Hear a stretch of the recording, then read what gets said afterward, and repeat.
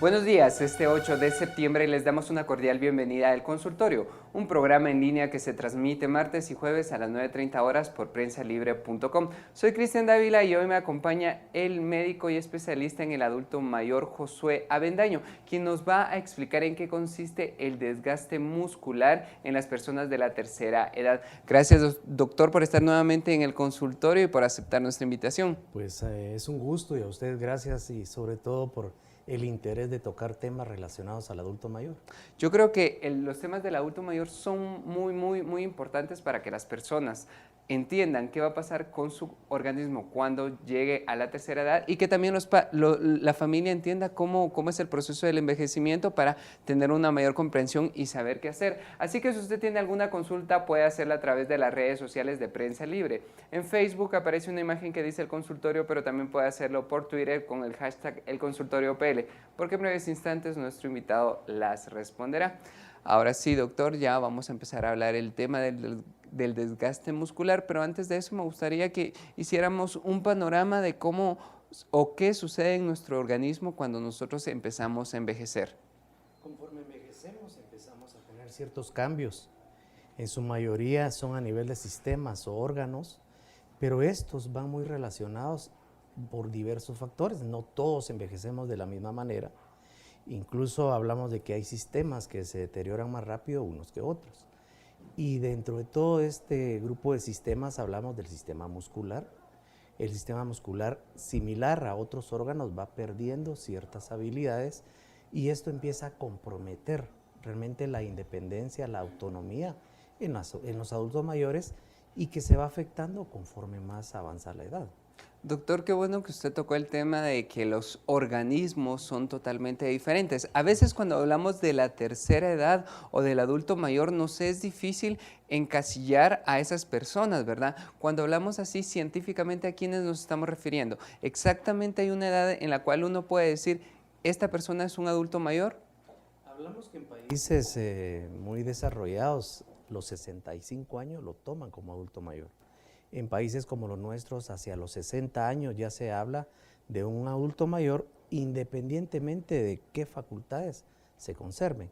Pero para fines prácticos, en el año 1994 en Francia, se estimó adulto mayor a aquella persona arriba de 60 años. Aquella persona arriba de 60 años.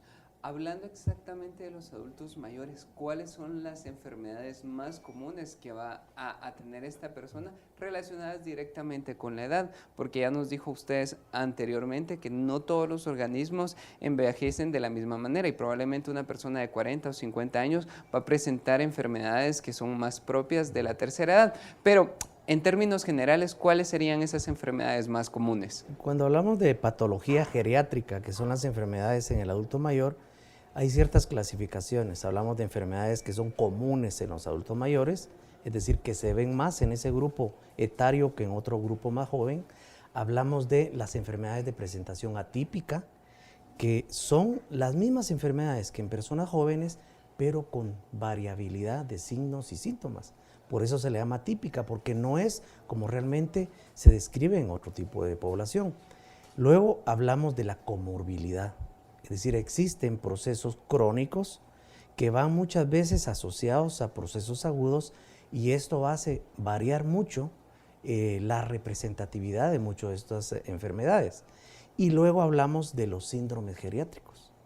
Y síndrome geriátrico es todo aquello que envuelve un grupo de signos y síntomas que no son característicos de una sola enfermedad. Es decir, como que tuviéramos un combo.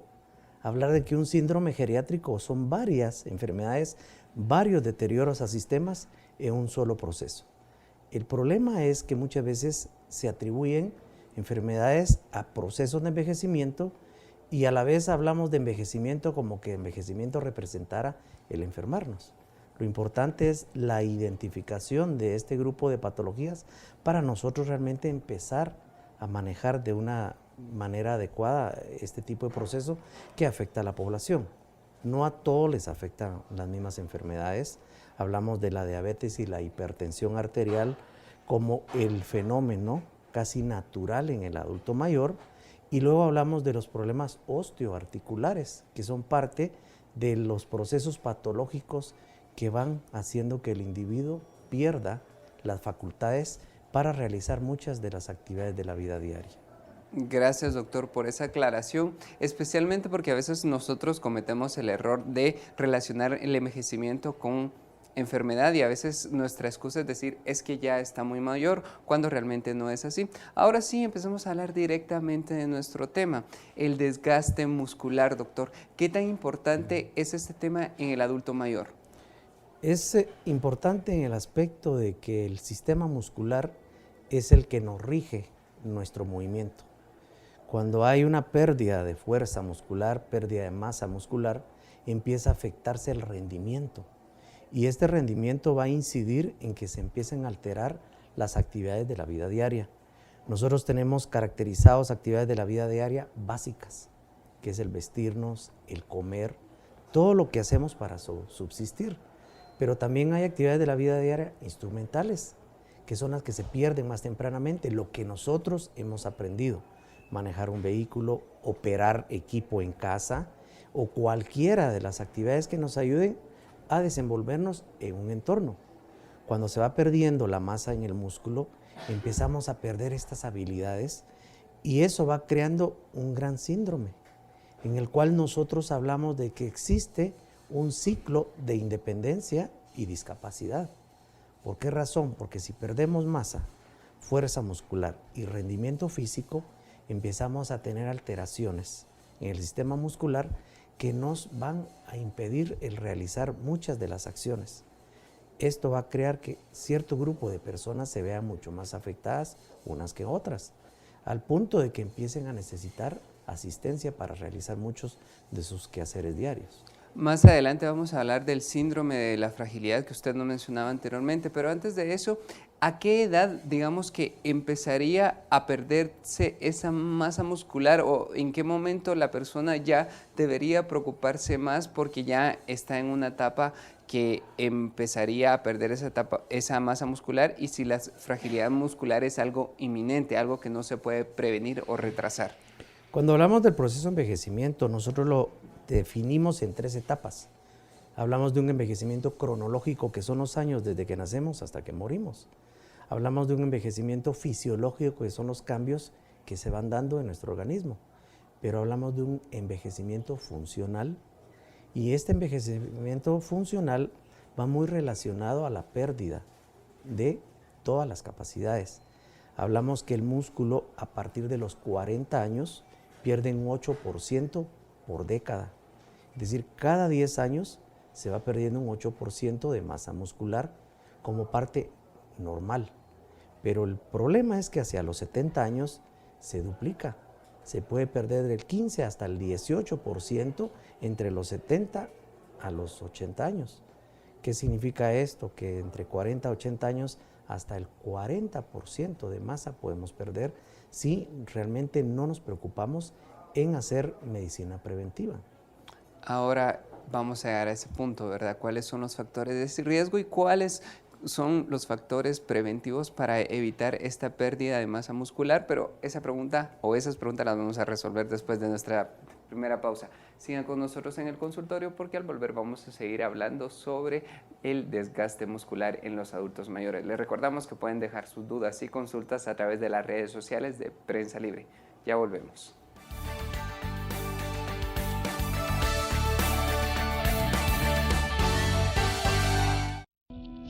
Si solo quieres ganar reconocimiento, nunca serás libre. Si solo buscas tu propio beneficio, nunca serás libre. Si ignoras lo que sucede en el país, nunca serás libre. Pero si realmente quieres ser libre, infórmate y mucho. Lee, investiga, piensa, que ser libre es un ejercicio. Empieza temprano, termina tarde. Infórmate a la mañana, al mediodía, en el bus, hasta sábados y domingos. Hazlo hasta caer dormido. Sé libre cuando quieras y como quieras, pero hazlo, infórmate. Y si no has empezado o sientes que no es para ti, entiende que ser libre no tiene edad ni condición social. Es por eso que soy prensa, soy libre. Prensa Libre, un periodismo que evoluciona.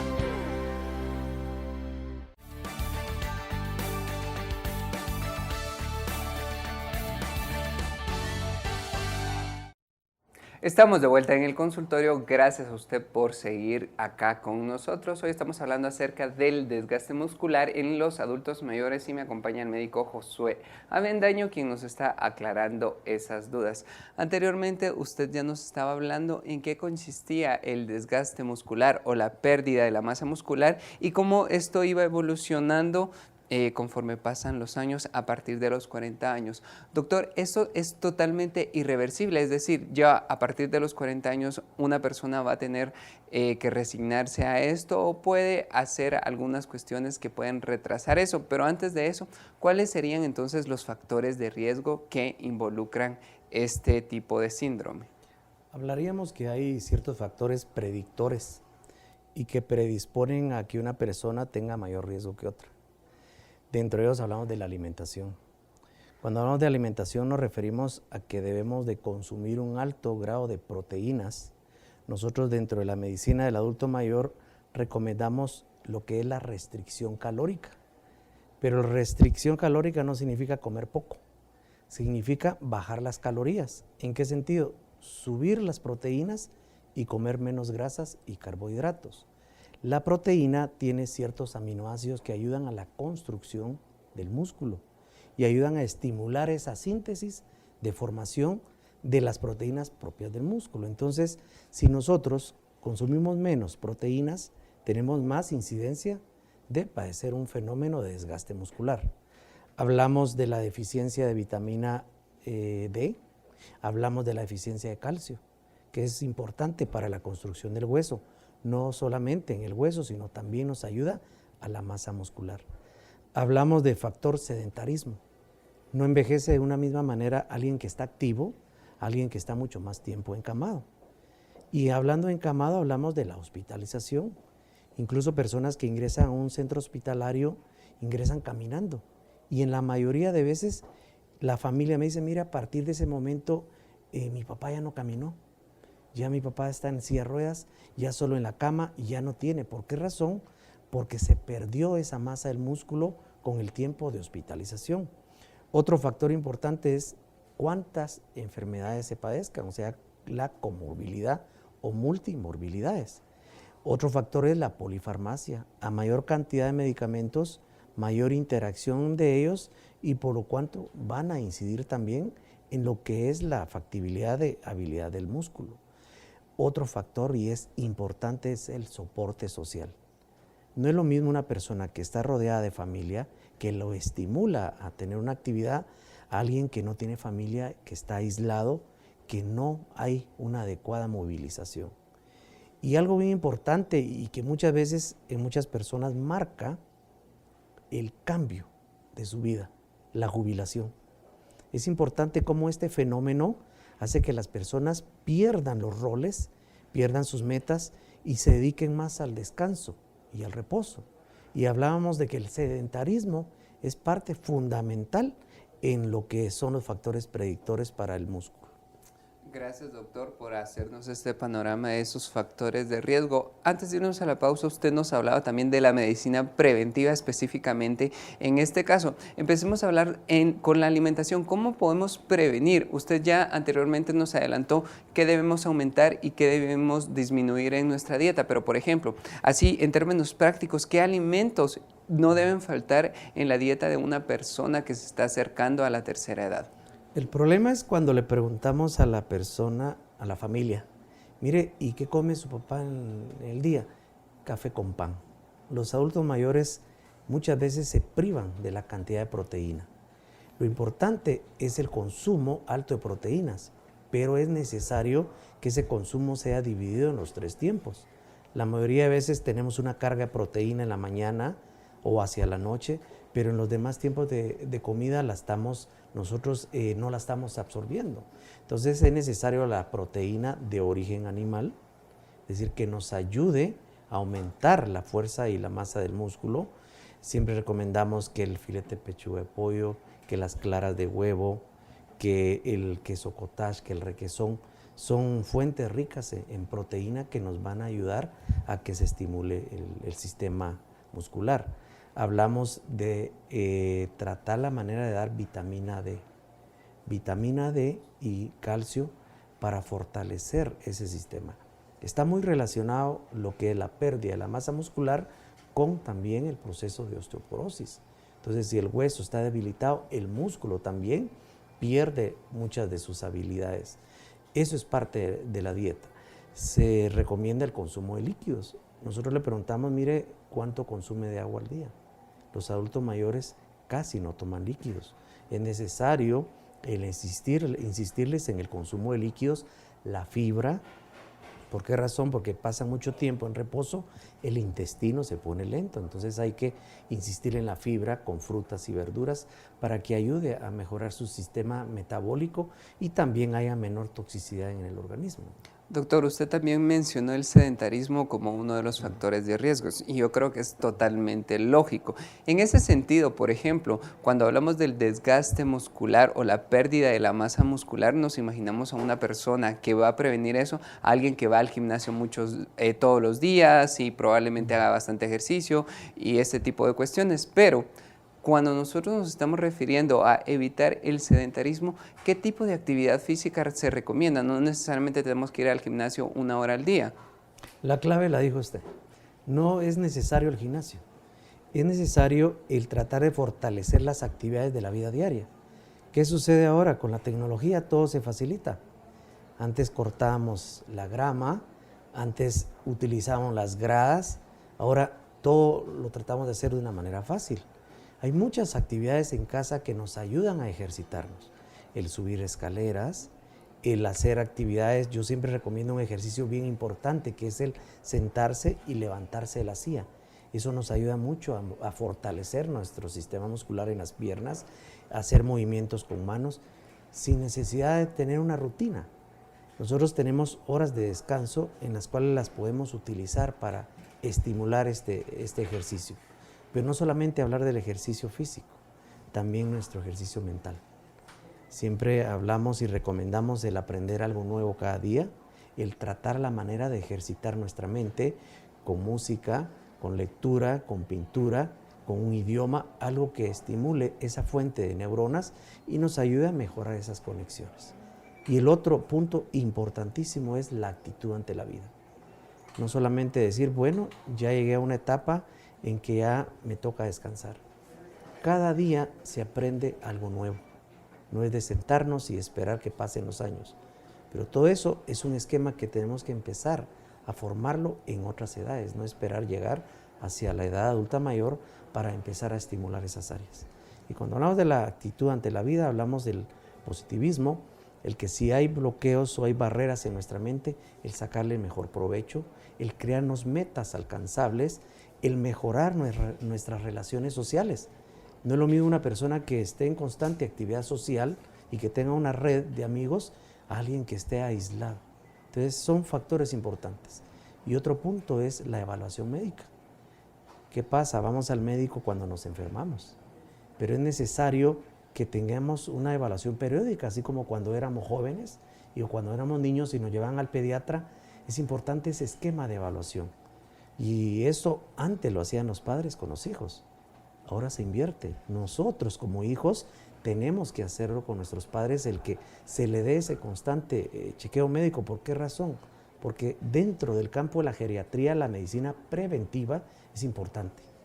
No hay como identificar factores de riesgo y evitar que se llegue a cierto tipo de complicaciones o síndromes. Y yo creo que usted llegó a un punto muy importante, porque yo creo que realmente los hijos o los familiares tienen la mayor responsabilidad, porque a veces el adulto mayor no le gusta acudir al médico, entonces, o a veces sí, pero depende también mucho de la familia que lo motive a ir y hacer esos chequeos médicos. Doctor, es el momento de nuestra siguiente pausa para terminar de hablar sobre este tema tan interesante. Sigan con nosotros en el consultorio, porque al volver vamos a seguir hablando sobre el desgaste muscular y del síndrome de fragilidad y otra enfermedad muy específica que se desprende de este. Les recordamos que pueden dejar sus dudas y consultas a través de las redes sociales de Prensa Libre. Ya volvemos.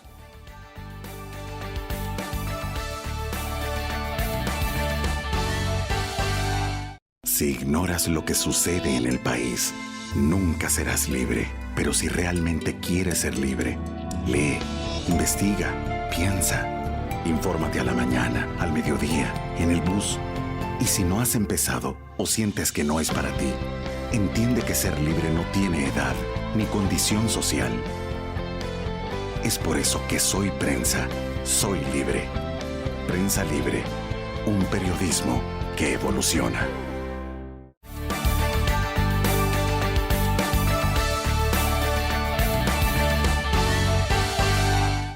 Gracias por seguir con nosotros en el consultorio. Hoy estamos hablando acerca de la pérdida de la masa muscular en la tercera edad y me acompaña el doctor Josué Avendaño, quien nos está aclarando en qué consiste esta enfermedad. Ahora sí, doctor, yo creo que hemos estado hablando de este tipo de temas, de este tipo de condiciones y las personas pocas veces o probablemente no sepan de qué estamos hablando y estamos hablando de un síndrome de fragilidad. Ahora sí, médicamente, ¿cómo lo podemos definir?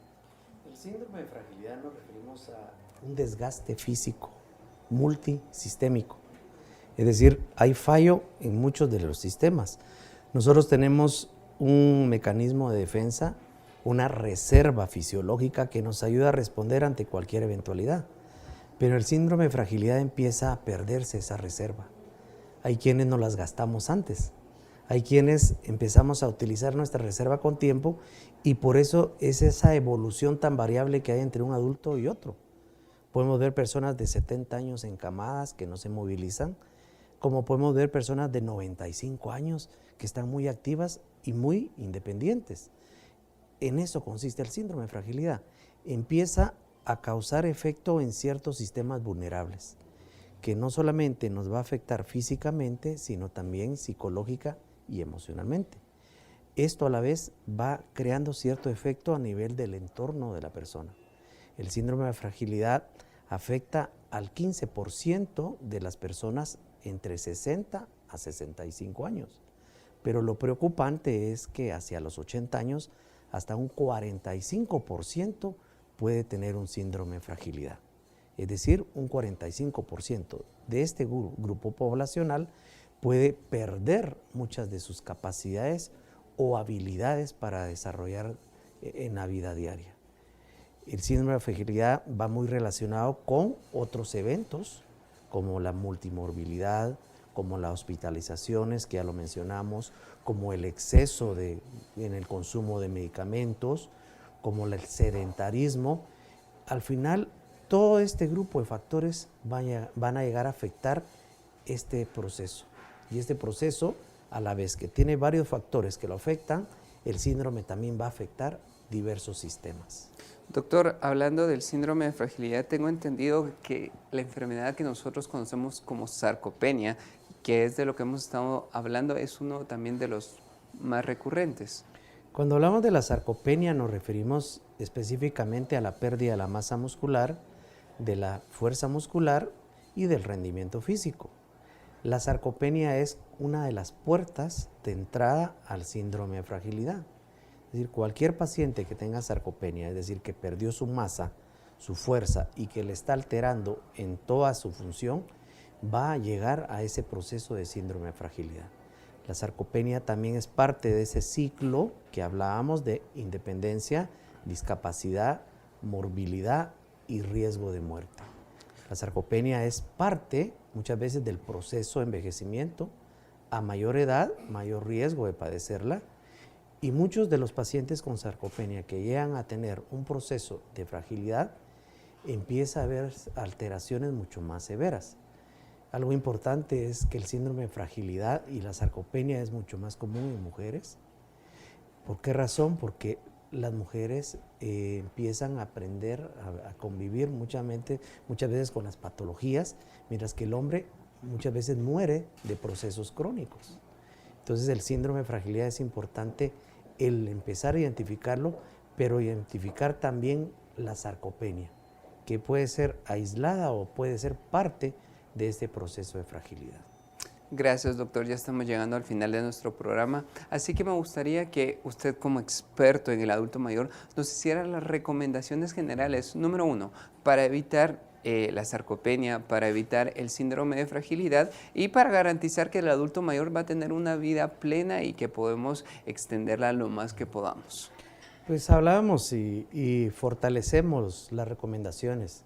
Una adecuada alimentación, adecuado consumo de proteínas, de aminoácidos, vitamina D, vitamina calcio, nos ayuda a fortalecer nuestro sistema, pero también hablamos de que el manejo debe ser integral, mejorar nuestra actividad física, el darle más uso a nuestras habilidades, mejorar la actividad mental, el estimular, esto se llama estimulación cognitiva, que nos ayuda a que nuestras neuronas siempre se estén conectando, mejorar ese entorno social, tratar que el adulto mayor no se aísle, que esté siempre en actividades que van a estimular ese proceso de recuperación y ese proceso de mantener la autonomía.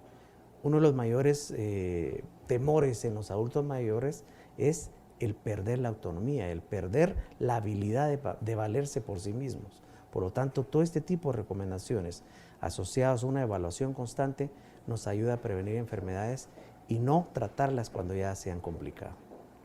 Gracias, doctor, por sus consejos y por sus recomendaciones y por aclarar este interesante tema. Así que gracias por estar acá. Y yo creo que es muy importante este tema para que las personas entendamos la importancia de cuidar a los adultos mayores y devolver algo de lo que ellos hicieron en su momento. Y yo creo que es importante también para garantizar una vida totalmente plena e integral. Así que les recordamos que si usted tiene alguna consulta específica puede contactar a nuestro invitado en las formas de contacto que van a aparecer en pantalla en este momento, y los invitamos a que lean el resumen de este consultorio en la edición impresa de Prensa Libre mañana, y les recordamos que el próximo jueves tendremos otro programa de su interés. Hasta la próxima.